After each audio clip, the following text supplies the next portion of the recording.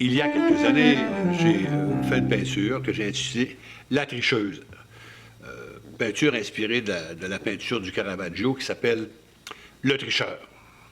Ce faisant, j'ai peut-être mis le spectateur un petit peu devant une fausse piste. Ça donne l'impression que la femme est une tricheuse.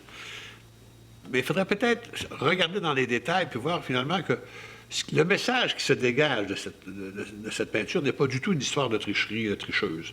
Allons, regardons dans les détails. Un peu de musique, s'il vous plaît. Alors, si on regarde les détails, la femme, les yeux, regarde le jeu de cartes.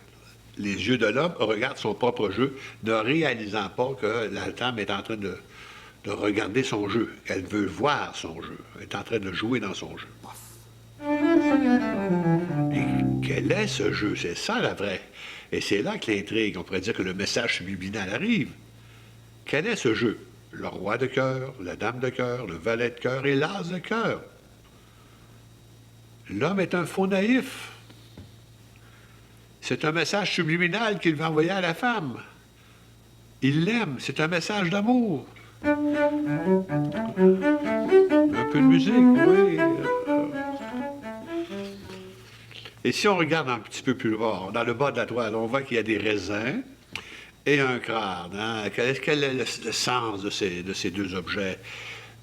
Comme disait Roland Barthes, tout est signe. Hein? Qu'est-ce que c'est le raisin? Le raisin, c'est le carpe diem, jouissons de la vie, profitons de la vie pendant qu'on est vivant. Et le crâne, ça indique que finalement, voilà ce qui nous attend. Hein? On va tous un jour rencontrer, comme disaient les philosophes, notre finalité. Alors, c'est ça le sens de ma toile, là. Une déclaration d'amour subliminale à la femme. Ah.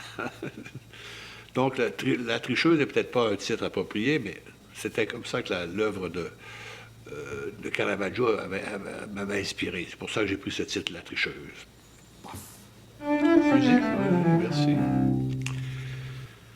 Alors, s'il y avait une maxime à tirer de cette histoire, de cette toile, ce serait tel est pris qui croyait prendre.